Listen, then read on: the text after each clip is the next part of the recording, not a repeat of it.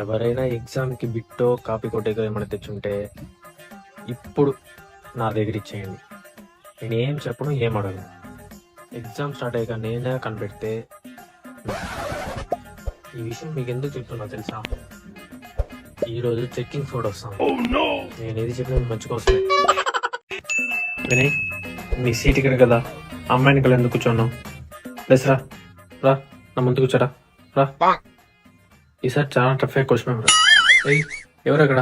Exam రాసినారు కదా మీరు, ఇక్కడేం పని? పండి క్వశ్చన్ పేపర్ ఇస్తానుండు. ఇంకా బిల్లే కొట్టలేదు, ఇలాగే అందరూ వెయిట్ చేస్తున్నారు కదా. అంత చదివేసావా?